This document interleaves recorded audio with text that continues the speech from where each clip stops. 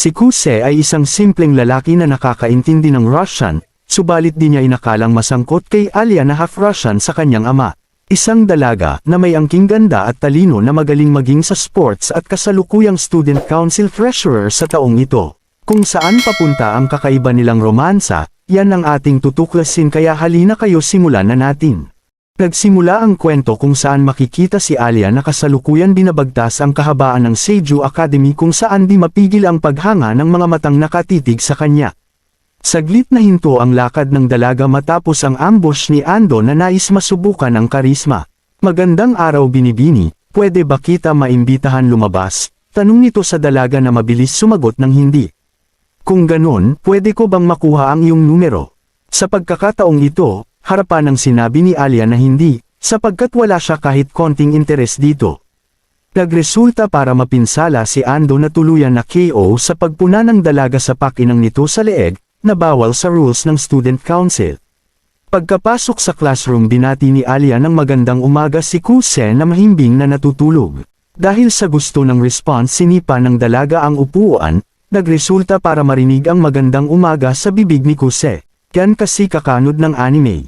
Mabilis humingi ng tawad si Kuse na inabot pala ng 1 AM dahil sa kakaante sa episode 8 ng Has Here Training. Sinabi ni Alia na baliw na umano ito. Subalit sumagot si Kuse na kung kabaliwan ang pagtangkilik sa bagay na iniibig ay ayos lamang sa kanya. Nagsungit si Alia, ngunit nang mapahilik ang binata ay nasambit ang cute sa wikang Russian. At nang tanungin ni Kuse sa kahulugan, ay insulto ang kanyang sinabi.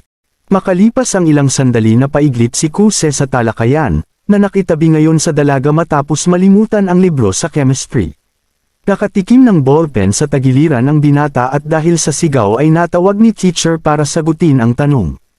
Timutahar ang binata kaya napatingin kay Alia na itinuro ang number 2. Mabilis sumagot si Kuse at mabilis ring narinig ang salitang malika. Nang si Alia na ang sumagot ay tama ito, nahalatang non-trip kay Kuse.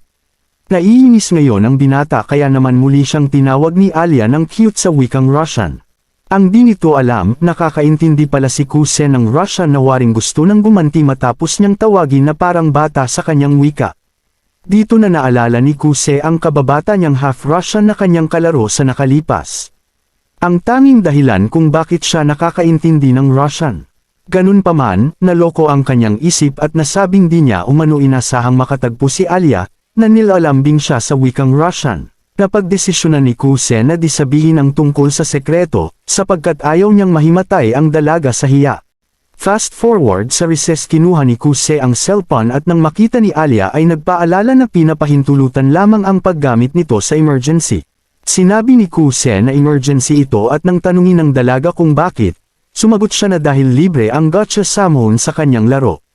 Nakuha niya na nga ang rare summon at dahil walang pake sa rules, kinumpiske ni Alia ang kanyang phone. Mula dito, nakita ng dalaga ang chicks na Diyosa na kanyang kamukha at matapos sabihin ni Kuse na napaka-cute umano nang nakuha ay agad ring ibinalik ni Alia ang cellphone. Habang patuloy ang pagkasimp ng loko sa Diyosa, bumulong naman ang dalaga sa wika at sinabing cheater umano si Kuse. Napinsala ang binata na nagtago sa likod at nagtanong kung ano daw ba yon. Pasungit namang sinabi ni Alia na mandaraya daw ito bagay na mariing itinanggi ng free player na binata. Sinabi nito na malaking insulto iyon sa tunay na whalers ng laro.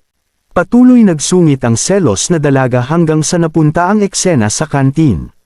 Napaiyak itong isa na gusto niya umano magka-GF pero walang pake sina Kuse dito. Maya-maya pa dumating ang mga babaeng members ng student council kung saan, pinuri ni Kiyo ang ganda ng Kujo sisters. Samantala di naman mapigil ni Maro ang pagkasimp sa ate ni Alia na si Masha kaya agad sinabi ni Kuse na wala siyang pag-asa dito. Sinang-ayunan ni Kiyo na base sa kanyang narinig ay may boyfriend na umano si Masha at puro busted ang inaabot ng manliligaw. Nagpahayag ng inggit si Maro kay Kuse dahil sa pagiging close nito kay Alia, ngunit sinabi ng binata na napakasungit nito kahit isang taon na silang seatmates. Dito naman sinabi ni Kalbo na kung papapiliin ay mas may pag-asa siya kay Yuki, dahil mas approachable ito. Bagay na imposible sabi ni Kiyo dahil mas marami itong binasted kumpara kay Masha. Sa ilang sandali nakita si Kuse ni Yuki, na nagtanong kung pwede makitable. Sinang-ayunan nito ng tatlo kaya napaupo na rin si Alia na agad nagselos. Kapansin-pansin ang closeness ni Kuse at Yuki, kaya napatanong si Alia kung magkaibigan ang mga ito. Sinabi ni Yuki na magkakilala sila ng lubos sapagkat lagi silang magkasama pumunta sa eskwela simula elementary. Namangha ang dalaga sa narinig habang nagtanong naman si Kuse kay Yuki kung magkaibigan ang dalawa. Sinabi nito na hindi pa, kung saan na kayo kung sinabi ni Alia na ayos lang naman sa kanya. Naramdaman ni Mamoru ang pagka-extra nila kaya mabilis silang umalis sa upuan. Agad nag-one step si Yuki kay Kuse na ikinaselos ni Alia. Tinatanong nito ang tungkol sa offer kay Kuse na samahan siya sa student council. Tumanggi si Kuse, ngunit nag-insist si Yuki na babagay ito sa student council, lalo pat may experience na ito. Ipinaliwanag ni Yuki kay Alia na nung nasa elementary pa lang sila ay naging vice niya si Kuse. Sinabi naman ng binata na no choice lamang siya dahil kailangan ni Yuki ng running mate.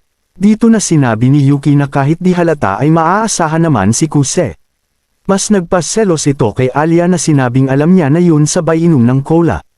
Matapos ang kainan nagpaalam na si Yuki, at dito ay nasabi ni Alia na di niya umano inasahan na magkaroon ng kaibigang babae ang adik sa anime. Gulat ang binata kaya sinigurado niya kay Alia kung hindi kaibigan ang tingin nito sa kanya. Dahil nalimot siya Your Honor, nakangiti siyang umalis. Kinagabihan, napanaginipan ni Kuse ang kababatang Russian kung saan masaya silang nag-uusap. At matapos nga itong magpabaon ng halik sa pisngi ay tuluyan nagising ang binata. Sa kasamaang palad, hindi na niya maalala ang pangalan nito. Maagang tinungo ni Kuse ang classroom at agad tinapos ang mga gawain. Kaya pagkarating ni Alia doon ay makinang na ang paligid.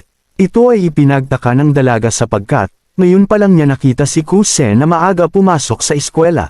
Matapos umupo nilapitan siya ng binata na agad napansin ang dumi sa kanyang medyas, kung saan sinabi niya sa binata na nag-splash ang putik dahil kay Trakkun kaya iyon nadumihan.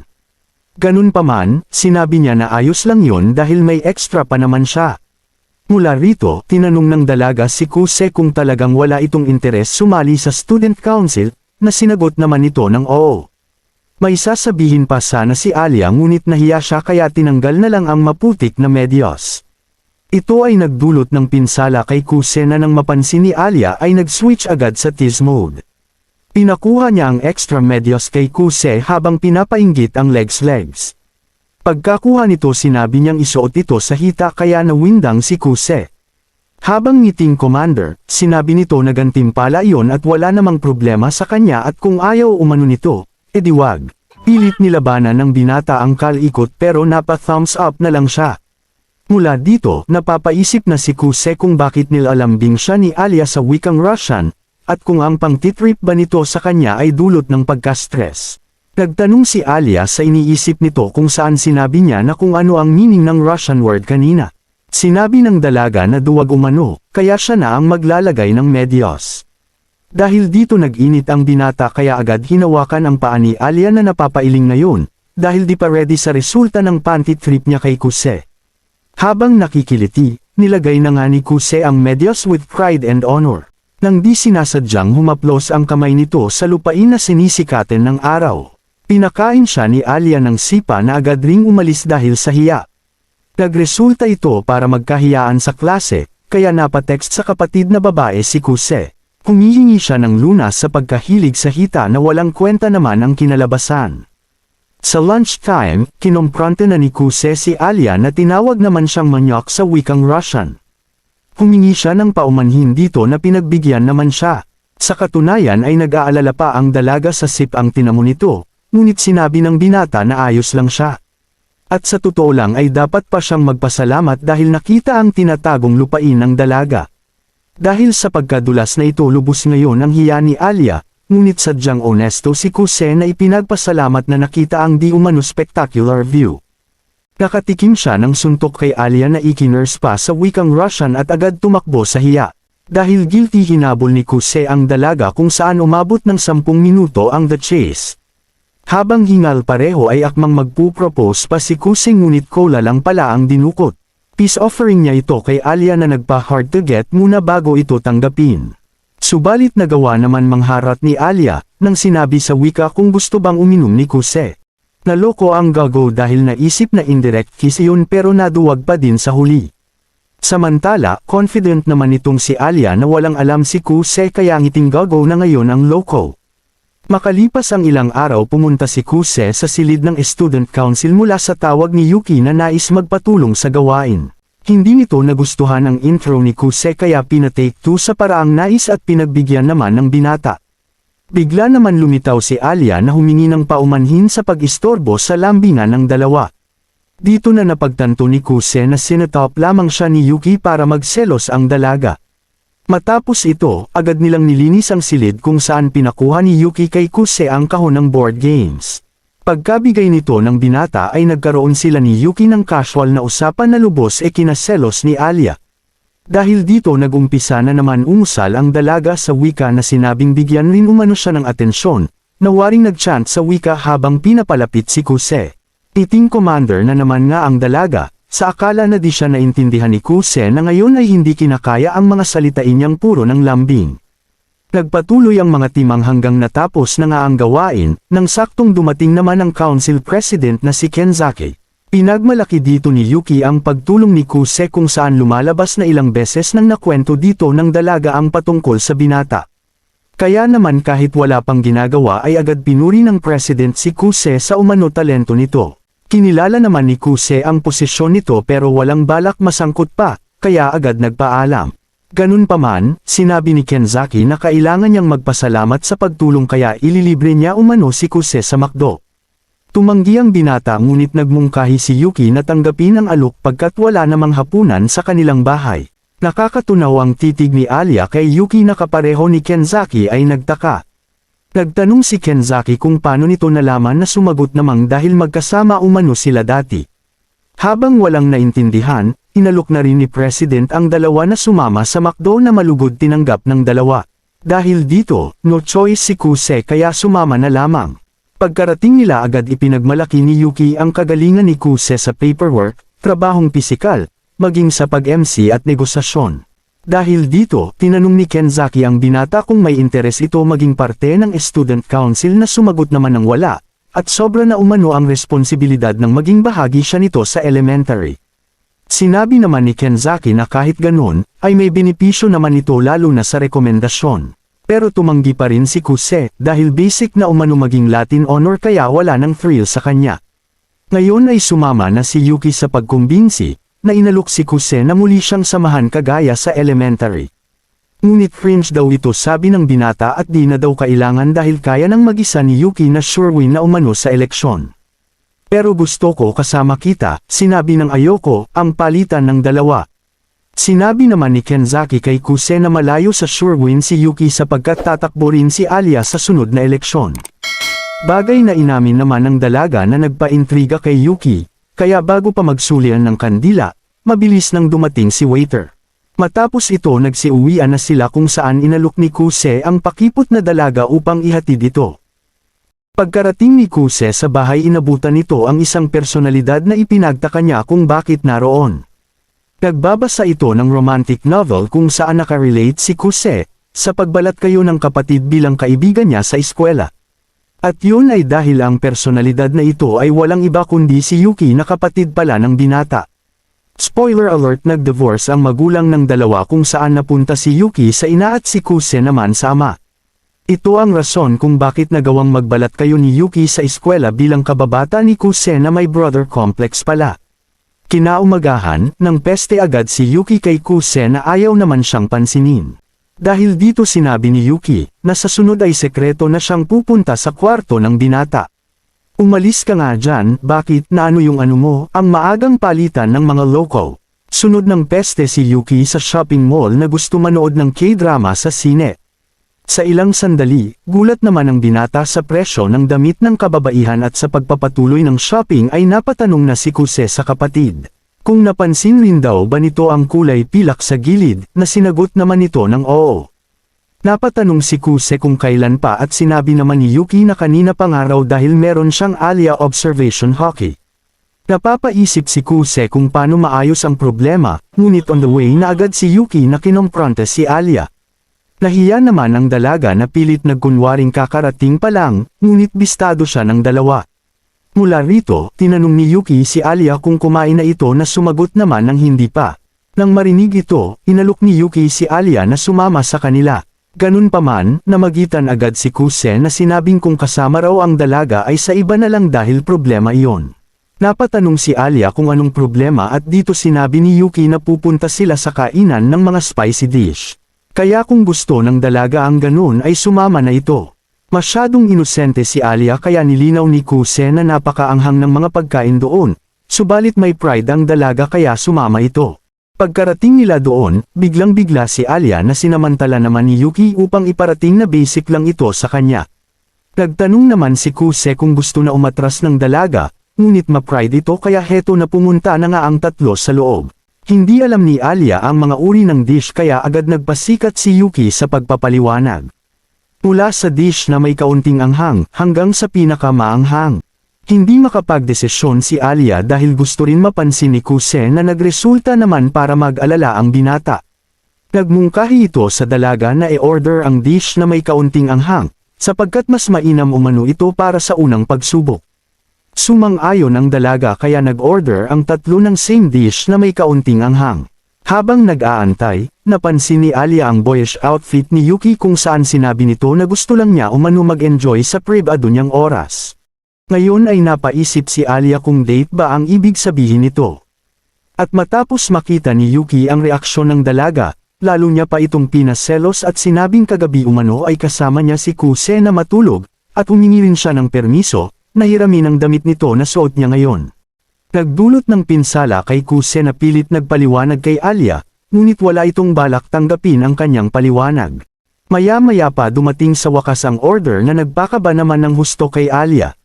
Ganun pa man, alam niyang hindi siya pwede matalo kay Yuki, kaya lakas loob tinikman ang sinigang sa impyerno. Ang resulta, hulog ang stick ng dalaga. Nag-alala si Kuse ngunit sadyang may pride ang dalaga kaya nagpatuloy silang kumain. Kita sa magkapatid na basic lang ang anghang, ngunit sa isang dako ay maririnig ang paghingi ng tulong sa wikang Russian na napatawag pa sa ina. Sumaklolo si Kuse, ngunit dahil sa pride nagpalusot si Alia na masarap daw ito. Nang biglang ngumiti si kapatid na nagmungkahi, na kung talagang masarap umano ay lagyan pa ito ng pangpaanghang. Napansin ni Kuse ang plano kaya sinabing pag-isipan ito ng dalaga. Ngunit dahil sa pride tuluyang nahulog si Alia sa patibong na nagresulta para mapasigaw siya ng husto, na sa sobrang anghang ay napatakbo ito sa park. Sinundan ito ni Kuse na agad ibinili ng ice cream ang dalaga, na waring naging pusa matapos itong tikman. Sa ilang sandali, napatanong si Kuse kay Alia kung bakit gusto nito maging student council president. Seryoso itong sumagot na dahil gusto niya at hindi na kailangan ng rason para umunlad. Dahil sa seryosong sagot tinanong ni Kuse ang dalaga kung may running mate na ito na sumagot ng wala pa at sinabing kaya niya naman mag-isa. Sinabi naman ni Kuse na ayon sa rules ay kailangan meron itong kaparehas sa pagtakbo kung saan. Sinabi ng dalaga na hahanap na lang siya ng kung sino, sabay bulong sa Russia na kung pwedeng si Kuse na lang umano. Nagbigay daan naman ito para mapunta ang isip ni Kuse sa panahong nakita niya ang pag-iyak ni Yuki, na siguradong may kinalaman sa eleksyong naganap sa elementary. Matapos ang seryosong usapan inalok ngayon ni Alia si Kuse na nais magpasama sa pagbili ng mga kasuotan. Ipinagtaka ng binata na nagpaliwanag sa dalaga, na maaari silang mapagkamalan na magkasintahan. Ganun pa man, alam ng binata na siya lang ang kaibigan nito kaya napagdesisyonan sumama, ngunit sa paraan namang kahina-hinala. Kaya pagkarating doon, naisip ni Alia na baka raw naging mabait ito para sa palubag-loob, dahil wala siyang pag-asa manalo sa kapatid. Nag-init ang dalaga kaya ngayon ay plano nitong mapadugo ang ilong ng binata, sa pamamagitan ng di umano fashion show. Matapos maisuot ang una ay handa na sana si Alia, nang lumitaw naman ang imahen kung saan hindi siya pinansin ng binata. Ganun pa man, binuksan na ng dalaga ang kurtina at mula sa paghanga ng madla ay narinig kay Kuse ang salitang ang ganda mo, very elegant. Nagdulot ng matinding pinsala sa dalawa, na sa pagluhod ni Kuse sa sahig ay tuluyan silang napagkamalan ng madla na magkasintahan. Habang lubos ang kilig na isip naman ni Alia na parang sanay na ang binata kung paano purihin ang isang babae, kaya lumitaw na naman si Yuki na kanyang karibal. Mula rito, ginaya niya ang outfit ng rival kung saan nagpatuloy ang papuri at fashion show ng unregistered special couple. At sa wakas ang hinihintay ng lahat, ang outfit na mas mainit pa sa Hottie Has Here. Nilunsad ng dalaga ang first form pero Clive nang sa di inasahan ay naroon na pala si Yuki, na tapos na mag-shopping. Napaka mapangahas, oo nga ito ang mga salitang waring dismantle na tumama kay Alia na gusto ng maglaho. Nagmayabang tuloy si Brother Complex. Habang pauwi, lutang pa din ang isip ni Alia hanggang sa nagpaalam sila sa isa't isa. Kung saan matapos maiwan ang dalaga ay naisip nito ang ginawa na sinabing, baka umano immoral na siya sa tingin ng dalawa. Nawala naman ito matapos mapagtantong sabay bumaba sina Kuse, na sa tingin niya ay magkasintahan ang mga ito. Pagkarating ng dalaga sa apartment ay mababakas ang pagkapagod sa kanyang mukha, kaya naman agad siyang binigyan ng mainit na yakap ng sweet ate na si Masha. Ganun pa man, nanatiling nakasimangot ang dalaga hanggang sa kwarto kaya tinanong siya ng ate sa dahilan. Tumanggi sumagot si Alia sa unang ngunit sa huli, sinabi nitong nakita niya lang umano si Kuse kasama si Yuki, na wala siyang ideyang kapatid pala nito. Pilit mang itago ng dalaga ang selos ngunit bisto na siya ng ate na sinabing, mukhang dumating na ang lalaking magpapatibok sa puso ng dalaga. Sabay tanong, gusto mo si Kuse hindi ba? Ayaw itong aminin ni Alia na masaya nang sabihin na magkaibigan umano sila. Napasmug look na lang si Masha na nagtanong kung bakit sila magkaibigan, gayong ayaw ng dalaga sa mga tamad at petex lang ang alam. Ito ang katanungang nagdala kay Alia sa nakalipas na 6 na taon. Makikita ang guro na nagbigay ng gawain patungkol sa ulat sa mga negosyong lokal, at kung sino raw ang may pinakamaganda ay magkakaroon ng premyo. May matamis na ngiting tinanggap ito ng cute Alia na matapos maatasan ng leader sa local business na gagawan ng ulat, sinabi nitong ibibigay niya ang lahat para magwagi. Kinabukasan, agad ngang tinapos ng paslit ang kanyang task ngunit sa di inaasahan, hindi ginawa ng mga kagrupo ang sarili nilang task at sinabing 1 linggo pa naman iyon at basic lang umano. Kaya naman matapos makita ng mga ito ang essay ng paslit, ay lubos ang pagkagulat dahil sobra-sobra umano ang effort ni Alia. Hindi ito nagustuhan ng paslit na nagtanong kung bakit papetex-petex lang ang mga kagrupo. Dahil dito tuluyang naghalo ang balat sa tinalupan na nagresulta para mag-isang gawin ni Alia ang pag-uulat. Sa kasamaang palad, hindi niya nagawang manalo na ngayon ay pinipigil ang pagpatak ng luha sa mga mata. Malungkot nilakad ng paslit ang landas pauwi habang sinisi ang sarili na umasa siya sa iba. Napakiramdam pa nito ay walang sinuman ang sing dedikado kagaya niya. Kaya tinatak sa isip na simula sa araw na yon ay sarili lamang ang kanyang aasahan at tuluyan ang naiyak. Lumipas ang ilang taon at nagbabalik si Alia sa Japan na kung saan ay pinuri siya ng madla dahil sa pagiging top nito sa entrance exam, gayong transfer lamang siya. Napatanong ang isa kung nanirahan ang dalaga sa bansa dahil sa galing nito magnihunggo, na sumagot namang oo at 5 taon na nga raw yon. Matapos ito, dito na dinatnan ni Alia si Kuse sa classroom na nakahilata na naman. Ginising ito ng dalaga, nahudyat naman para magpakilala sila sa isa't isa. Mula rito ay tila napukaw ang interes ni Alia sa binata, na sa paglimot nito sa textbook, mababang performance sa PE class, at sa pagtulog sa talakayan ay di niya namalayang, nakabisa niya na pala kung gaano ito katamad.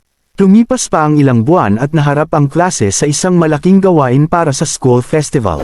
Kung saan habang abala itong si Mauro sa pagpaplano ay petex lang ang karamihan, na nagpaalala kay Alia sa kanyang mapait na nakaraan. Muling naiwan mag-isa ang dalaga sa silid, at matapos masugatan ang kamay sa pagtahi ng ghost costume, naisip ng dalaga na hindi siya pwedeng sumuko kahit pa magresulta ito sa kanyang pag-iisa. Dito na nag-entrance de grande si Kuse, na nagmungkahing umuwi na si Alia at sinabing kinabukasan ay pagtutulungan na lamang nilang tapusin ang gawain. Tumanggi ang nakasimangot na dalaga, sinabi nitong mamaya na at tatapusin muna ang tinatahi. Dahil dito, umaksyon na si Kuse at sinabing tutulungan sila ng handicraft club para sa mga costume, sabay pinakita ang papel na naglalaman ng permiso para magamit ang eskwelahan buong gabi, na sabi ng binata ay dagdag interes para sa mga nakahilata. Ayon pa sa kanya kailangan lang i-set up ang mga kalalakihan sa mga dalaga sa handicraft club, bilang oportunidad magpasikat para mas produktibo ang paggawa. Ito ay mga bagay at pagpaplano na nagawa ni Kuse dahil sa koneksyon at tinatagong kasipagan, na ngayon ay sinabi kay Alia na umuwi na ito, pagkat di niya naman kailangan gumawa ng mag-isa. Ganun pa man, na-trigger nito ang PTSD ng dalaga na ipinahayag ang dedikasyon sa paggawa, na ayaw magbigay ng produksyong basta lamang. Sinabi ni Alia na alam niya umanong hindi naman sila ganon kadedikado kaya nga raw pinipilit niyang gawin mag-isa ang trabaho, sabay tanong kung mali ba yon. Walang pag-alinlangang sumagot si Kuse na sinabing sa maling destinasyon nakatuon ang mga efforts ng dalaga. Ayon sa kanya ang school festival ay hindi lang para sa isa kundi sa pagkakaisa ng lahat para gawin ang isang bagay ng magkakasama. Kaya kung gusto ng dalaga ng magandang resulta ay dapat umano nitong i-motivate ang mga kasama. Nagsilbing wake-up call ito kay Alia para makita ang liwanag sa landas. Habang naisip naman ni Kuse na baka nasaktan si Alia sa sinabi, kaya humingi siya ng paumanhin at ipinagpasalamat ang dedikasyon ng dalaga. Sa wakas ay nagdesisyon si Alia na umuwi, na kung saan ay nagpabaon pa si Kuse ng good night. Kaya habang naglalakad ay napapaisip ang dalaga kung sino raw ba ang lalaking yun. Sa mabilisang pag-usad pinakita ang group work na pinangunahan ni Maru kung saan tagapayo naman nito si Kuse. Naging maganda nga ang kinalabasan ng kanilang ginagawa, kaya naipinta na sa wakas ni Alia ang ngiti sa kanyang mukha. Maging sa araw ng school festival ay umayon ang lahat sa mga plano na nagbunga pa ng gantimpala, matapos magwagi bilang best attraction. At sa gabing iyon, habang masiyang nagsasayaw ang buong klase, nagkita sa isang dako sina Alia at Kuse.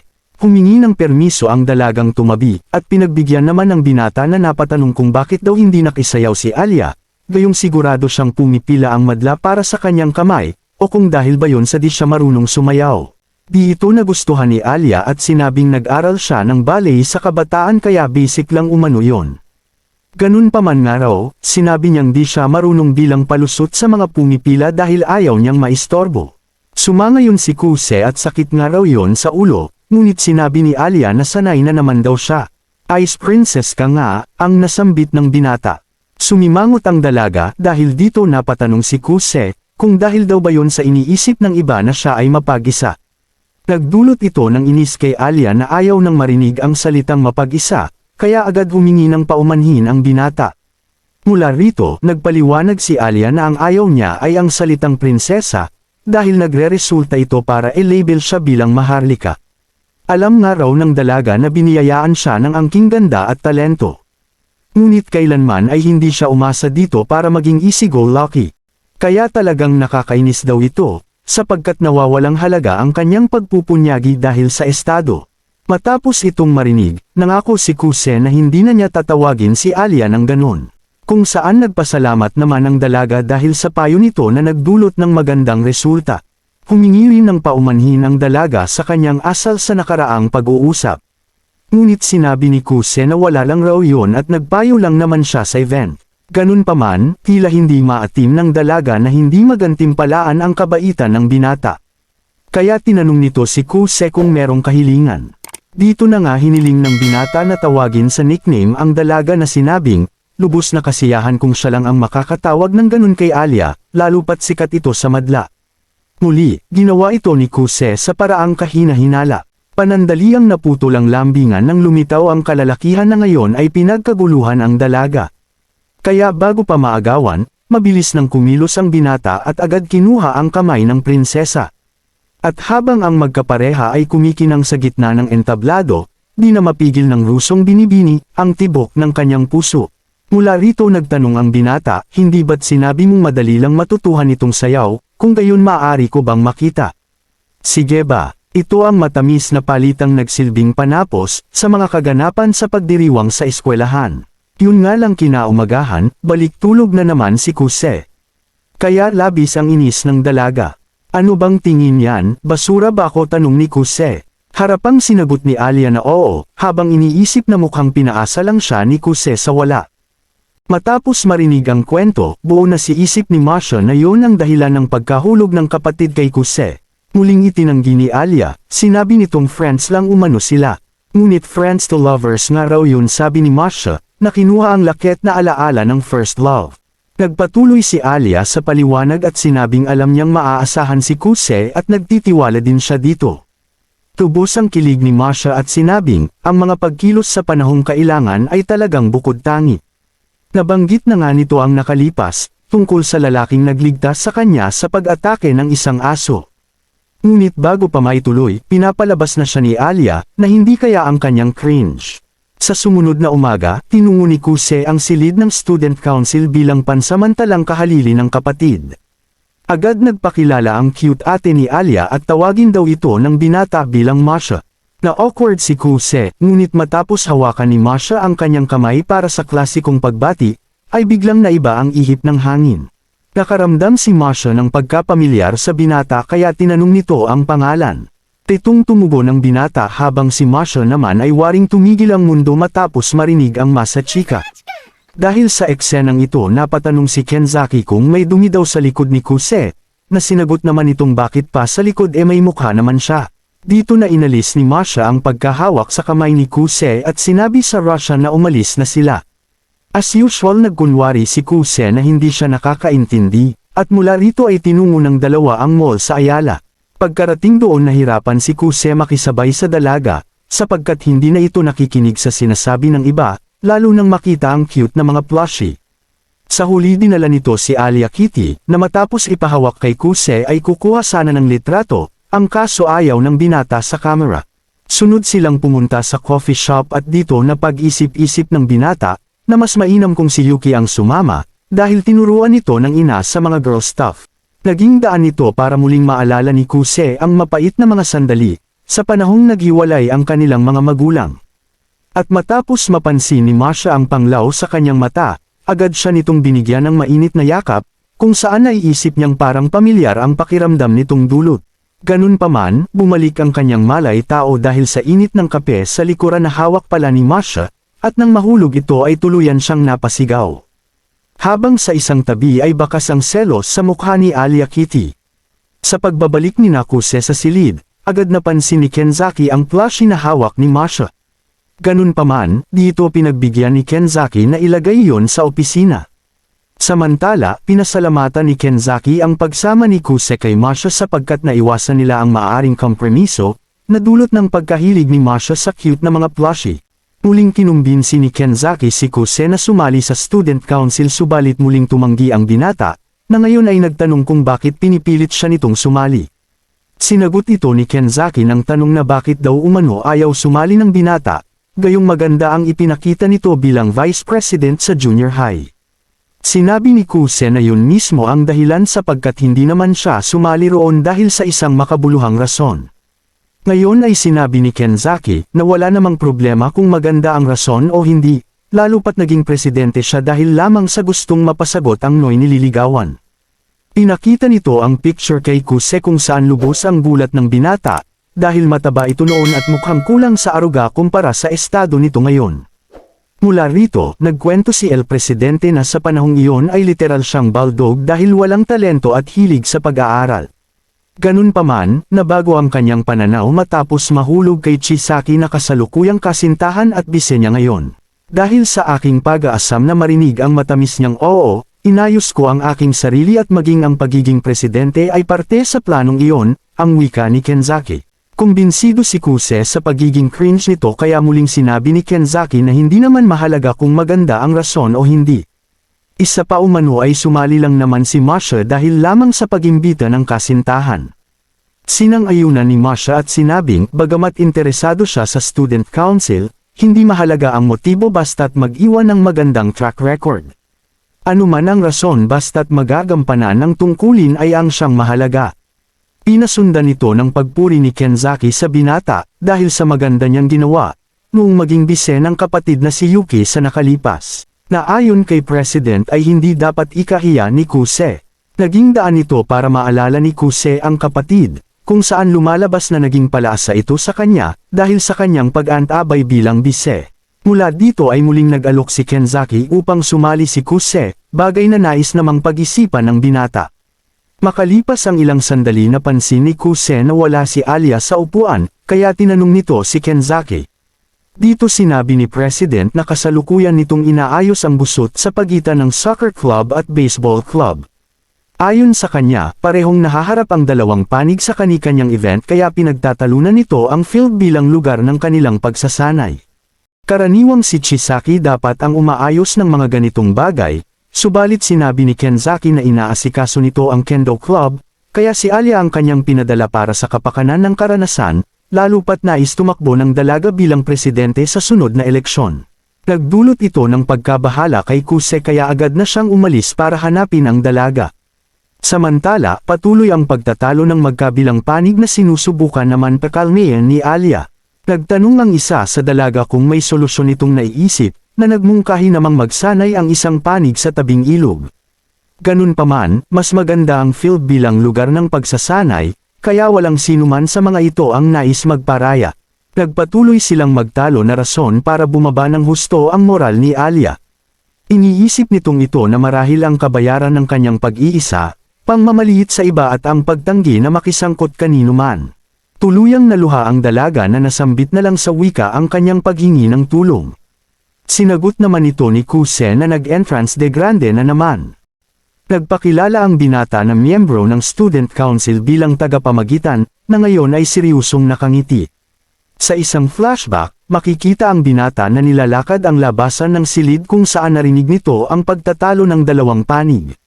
Pagkarating nito sa labas ng pinto, napagtanto niyang nahihirapan si Alia na ayusin ang busot. Ngunit naiisip niyang kailangan iyon sa pag-unlad ng dalaga kaya aalis na sana, nang biglang marinig ang mapanglaw na boses na humihingi ng tulong sa wikang Russian.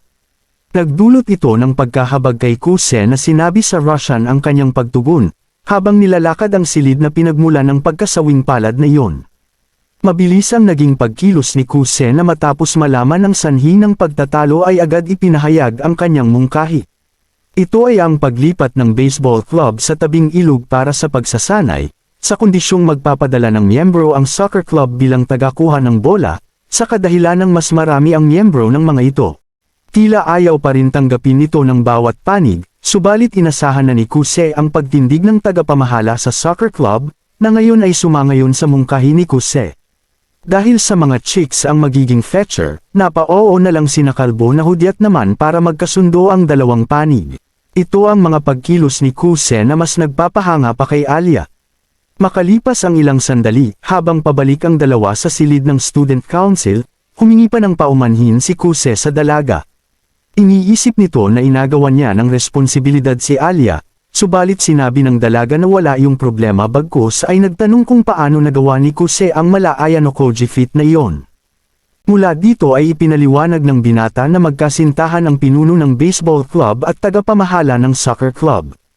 Kung kaya matapos niyang ipasa ang mungkahi, ay agad na itong sinamantala ng tagapamahala nang sa ganun maayos agad ang busot, na kinasangkutan nilang magkasintahan. Sa madaling salita si Kuse ang gumamit ng susi para buksan ang liwanag sa isip ng madla. Ipinagpatuloy ni Kuse ang paliwanag at sa gitna ng masayang pag-uusap ay kanilang dinatnan si Kenzaki na nag-aantay sa kanila. Agad itong nagtanong sa kinahinatnan ng kanilang lakad at matapos iparating ni Kuse ang magandang balita, ay agad binigyang credit ni President si Alia. Ganun pa man, bisto na ni Kuse na sinet up lamang siya ni Kenzaki kaya kahit pa nagpalusot ito, ay wala siyang kawala dahil may sanib ata talaga ni Ayanokoji ang binata. Ngunit sa huli, tuluyang tinanggap ni Kuse ang alok na sumali sa student council, na ngayon ay dilubos maisip kung paano siya nahulog sa plano ni El Presidente. Mula dito, nagtanong si Alia kung seryoso si Kuse sa pagsali sa student council, at kung dahil ba iyon sa gusto nitong maging running mate ni Yuki. Sinagot ng binata sa patanong na paraan, na kung ano ang gagawin ng dalaga kung sabihin niyang oo, at kung magkikwit ba ito sa pagtakbo dahil dun. Walang pag-alinlangang sumagot si Alia na hindi, at hindi siya atras kahit pa si Kuse ang maging katunggali. Dahil sa determinasyon sa mata ng dalaga, nagbalik tanaw kay Kuse ang pagiging dedikado ng dalaga. Nagresulta para kanyang ipahayag ang pagsuporta kay Alia na sinabing, gagawin niya ang lahat para manalo ito bilang presidente, at hindi niya nahahayaan pa itong maging mag-isa. At sa isa na namang epic scene ay inabot ni Kuse ang kamay kay Alia, na waring pahiwatig ng pananatili nito sa tabi ng dalaga na kanyang pagsisilbihan. Naging sanhi ito ng tears of joy sa dalaga na ngayon ay inabot sa binata ang kanyang kamay, at sa wikang Russian ay sinabi ang salitang gusto kita. Nagdulot ito ng matinding pinsala kay Kuse na naramdaman ngayon ng excitement, na pareho noong nakikipagkita pa siya sa kababatang Russian. Subalit dahil sa ngiting ito, gumana ang intuition hockey ni Alia, na agad tinanong ang binata, may iniisip kang ibang babae diba? Napatanong si Kuse kung paano nito nalaman, at dahil sa pagkadulas na ito ay naloka ang isipan. Bahagyang hininto ni Alia ang pagdurog sa kamay ni Kuse para maniguro kung si Yuki ang iniisip nito. Ngunit nang sabihin ni Kuse na hindi nagkakamali ka, ay muling hinigpitan ang hawak, sabay bitaw ng malakas na sampal na talagang nagustuhan pa ng loko. Mula dito, inabot ngayon ni Alia ang kanyang kamay kay Kuse, kung saan ipinagpatuloy nila ang romansa at mga pagkalikot habang naglalakad pa uwi. Matapos ang ilang sandali, narating sa wakas ng dalawa ang apartment ng dalaga. Tinanong ni Alia kung masakit pa rin ang pisngi ng binata, dahil sa sampal na tinamo na sinagot naman nitong, ang sakit nga namamanhid. Dahil dito, ginantimpalaan siya ng dalaga ng halik sa pisngi, na naging sanhi naman para malito di taranta ang kanyang isip. Di nito malaman kung dahil ba yon sa gusto siya nito, o kung klasikong paraan lamang iyon ng goodbye sa Russian. Makalipas ang ilang sandali, nakikipagsagupa naman ngayon ang dalaga sa kanyang isip. Pilit nitong tinatanggi ang pag-ibig kahit pa nasambit sa binata ang kanyang pagkagusto. At kahit pa umano totoo iyon ay mas prioridad niya ang maging presidente, nang muling lumitaw ang imahen, kung saan rejection ang kanyang inabot kay Kuse matapos magtapat. Dahil dito, bagdag ang inabot ng unan habang sinabing, ayaw ko rin sayo. Matapos ito, dumating ang kanyang ate na sa kanyang akala ay na-stress. Sa kabaliktaran, hinarap siya nito ng may matamis na ngiti at dahil umano ito sa wonderful encounter niya kay Alia Kitty. Pilit kinumbinsi ni Masha ang kapatid na kamukha nito ang plushie, subalit sadyang di makasabay si Alia sa kanyang kakyutan. Mula dito, binanggit ni Masha ang tungkol kay Kuse, ngunit natigilan ito at sinabing, mukhang naiintindihan ko na kung bakit nahulog ka sa binatang yun. Itinanggi ni Alia pagkat ayaw nito sa cringe. Ganun pa man, nagbigay payo ang ate na kung talagang gusto nito si Kuse ay mas mainam kung aminin na nito, bago pa siya magawan ng iba. Hindi ito makuha ni Alia na napapaisip ngayon kung bakit iyon nasabi ng kanyang ate. Balik kay Kuse na naglalakad pa uwi, naloka ang isip ng binata dahil sa kakornihan na pinagsasabi, kaya napatingala na lang siya sa langit, habang iniisip kung ang pagtago ni Alia sa nararamdaman gamit ang Russian language ay hindi lamang isang laro, sinabi pa nito na akala niya ay way of enjoyment lamang yun ng dalaga, ngunit pinutol ang pagkalito at kinumbinsi ang isip, nakapareha niya lamang ito na laging mali ang nasasambit sa mga delikadong sitwasyon. Mula dito, lumitaw ang imahen sa isip ni Kuse, kung saan nag-aaway ang kanyang magulang, kaya nasabi ng binata na isa siyang tanga para mag-alala sa pag-ibig, at ang pagdeklara ng suporta kay Alia ay hindi niya inasahan, gayong siya mismo ay pinapasa ng responsibilidad sa kapatid at tumakas. Matapos ito, nakarating sa wakas ang binata sa apartment kung saan nakita niya ang tsinelas ni Yuki at naiisip niyang maaring nakibahagi ito sa pag-oo niya kay Kenzaki na sumali sa student council. Binuksan ng binata ang pinto ng magulantang ito sa eksenang tumambad sa kanya. Napasigaw si Yuki ng menyok, ngunit bisto na siya ni Kuse, na sinabing tumahimik umano ito sapagkat plinano nito ang nangyari matapos marinig ang pagbukas niya ng pinto. Aalis na sana ang binata nang pigilan ng pesteng bata na sinabing may dahilan siya sa ginagawa. Pinagdamit ito ni Kuse, ngunit nagtawel lamang sabay sabing meron siyang importanteng bagay na napagtanto. Tinanong ito ni Kuse at sinagot naman siya ng pesteng bata na sa tinagal-tagal nilang magkasama ay hindi pa umano sila nagkaroon ng silap eksena. Nagresulta ito para maloka ang isip ng binata at nagpatuloy naman si Yuki sa pamimestay nito sa kanya. Sa ilang sandali pa napatigil si Yuki na sinabing napinsala na naman ito ang binata. Ganun pa man, nanatiling cool si Kuse kaya nag-init muli si kapatid. Sinabi nito na itigil niya umano ang pagiging unfazed lalo pat nakita naman umano nito ang lahat mula Batanes hanggang Hulo. With pride and honor sinabi ni Kuse na mapipinsala lamang siya kung full package ang ipapakita nito, at talagang may hustisya umano kung di lang Chocolate Hills ang makikita kundi pati ang mahiwagang lupain na sinisikate ng araw. Hindi naman ito abot ng kakayanan ni Yuki kaya nag-akal ang panalo si Kuse, nang muli siyang pigilan ni kapatid. Huwag ka nga nakita mo lahat di ba? Mamon lang ang nakita ko. Matapos ang mga kalokohang sagutan na ito, dito na napatanong si Yuki kung sumali na si Kuse sa student council. Napaliko ang binata saka sinabi kay Yuki na napagdesisyonan niyang suportahan si Alia sa pagtakbo nito bilang presidente sa student council. Dahil dito, napatalon si Yuki sa kama at sinabing pinagpalit umano siya ng kuya, sa babaeng minsan lamang tumabi sa kanyang pagtulog. Tumanggi si Kuse, pero ayaw paawat ni Yuki na kinundi na ang umano. Di pagkakontento ng binata sa kanyang sikap at talagang humanap pa ito ng e-cup. Itigil mo nga yang mga e-cup na yan, sagot ni Kuse. Ganun pa man, muling binawi ni Yuki ang poise at sinabing mas mainam pa din ang basong nahahawakan kesa sa malaking baso na beyond reach naman. Ayaw pumatol ni Kuse, pero sadyang nanghahamon ng kapatid na willing ipamigay ang sarili. At ayos lamang umano dahil hinawakan na naman ito ni Kuse nung elementary, sinabi ni Kuse na wala siyang alam dito kaya naman muling gumawa ng istorya ang kapatid, kung saan habang naglalaro ng habulan ay nagkadapaan at doon na nangyari, subalit, bisto na ito ng binata sapagkat may hika ito sa nasabing panahon, kaya tigilan na umano nito ang kanyang cringe na hindi naman kailangan. Nagpatuloy ang cute na palitan ng magkapatid hanggang sa nagkasundo ito sa pagsuklay ni Kuse sa buhok ni Yuki. Humingi ng paumanhin ang binata at sinabing mas mainam na sa kanya na marinig at huwag rin itong isipin na dahil yun sa ayaw niya sa kanya.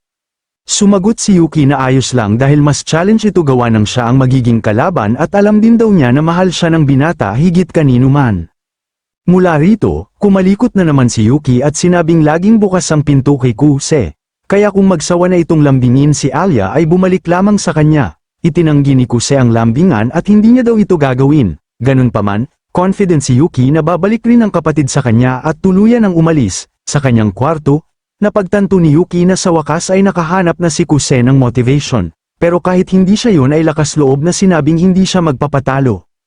Kinaumagahan, nagtaka si Kuse kung bakit di siya dinalaw ng kapatid para gisingin, pero positibo naman siya na di ito na-depress sa sinabi kaya bumaba na sana, nang biglang may humawak sa kanyang paa at matapos ang gulat ay nakita niyang si Yuki pala iyon. Ang pesteng kapatid. Lubos ang tuwa ni Yuki sa reaksyon ng binata subalit naputol ito dahil naisip niyang natrap siya sa pinagtaguan. At mula dito ay binigay na nga ni Kuse ang nararapat sa mga pasaway na bata. Lumipat ang eksena kay Alia na kabadong inaantay si Kuse dahil sa Russian confession kagabi. Pinakalma nito ang sarili subalit nagulat siya nang marinig ang masa chika dahil dumating na pala ang binata na binati siya ng magandang umaga.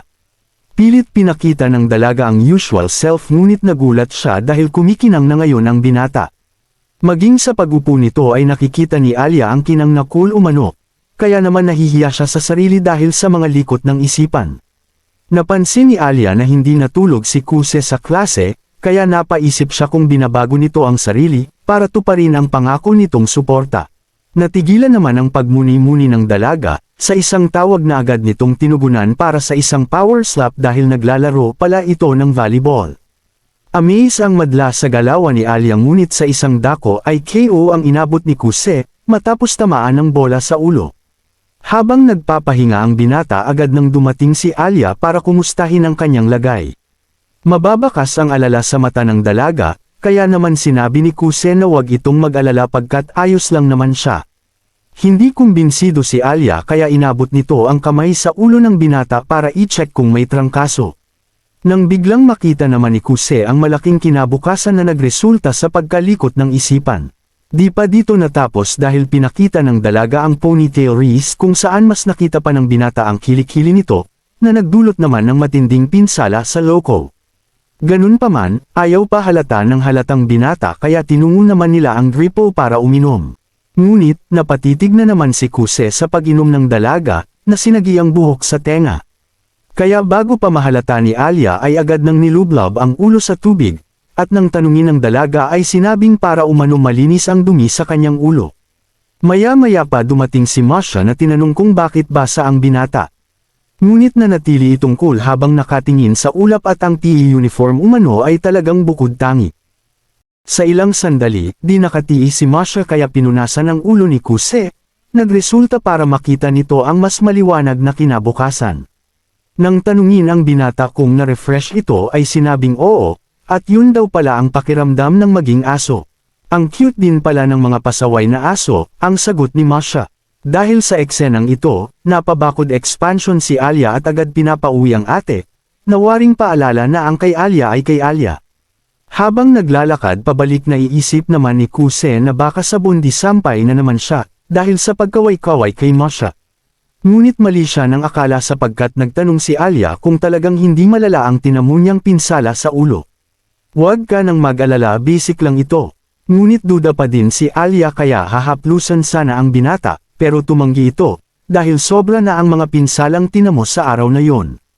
Nagtanong si Kuse kung bakit maalaga ang dalaga sa kanya, na sumagot namang dahil napansin daw nito na parang problemado siya. Tinanggi ito ni Kuse bagkus ay sinabing gutom lang siya. Dito na nagumpisang maisip ni Alia na mali siya ng akala. Dahil gutom lang daw pala ito kaya hindi natulog sa klase at nang sabihin ni Kuse, na mahimbing ang kanyang tulog ay nasambit sa isip ang salitang, "Walang hiya, di ako nakatulog dahil sa kakornihan natin tapos ikaw basic lang sayo." At sa pagtitig ng dalaga ay nakaramdam si Kuse ng delikadesa kaya pinatigil niya nito para sa isang salitain galing sa itaas. Ito ay, kapag tinamaan ka sa kanan ay ibaba lamang ang mukha para tamaan ang pisngi sa kaliwa.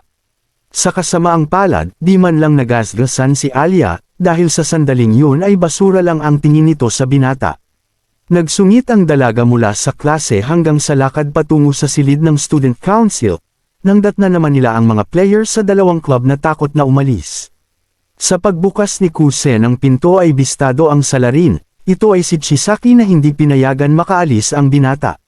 Mula dito, humingi ng paumanhin ang dalaga na nagpaliwanag na hindi umano sumunod ang kapwa club sa napag-usapan, kaya binigay niya dito ang nararapat. Napatanong si Kuse kung bakit pa kailangan ng espadang patpat na sinagot naman ni Chisaki, na mas mabuti na yun dahil kung kamay ang gagamitin, ay sure hit effect umano ang aabutin ng mga ito. Dahil sa mga narinig, nakaramdam si Kuse ng kaba at mukhang sakto daw ang alias nitong boss lady. Nagpaliwanag naman si Kenzaki na sinindek lang ng jowa ang mga bakla gamit umano ang violent background nito, na nagresulta naman para sa lambing eksena ng dalawa. Maya-maya pa dumating na si Masha na agad kinundi na ang lambingan sa silid ng student council. Tumanggi ang dalawa sa unang ngunit sa lambingan pa rin nauwi ang palusot. Dahil dito, hindi na nakayanan ni Kuse kaya maging siya ay bamanat na ng corny joke kay Alia na umpisa na din ang kanilang lambingan. Naiinggit ngayon si Masha na gustong makisali pero inayawan ni Alia, habang sinabi ni Kuse na mukhang hindi na maitatago ang lumalalim nilang relasyon. Sunod na dumating si Yuki at mula sa pagtitipon na ito ay nagpakilala si Kuse, at opisyal na ipinahayag ang pagsuporta niya kay Alia. Dito na nagtatapos ang mainit na kabanatang ito. Palike naman kung nag-enjoy kayo, hanggang sa muli.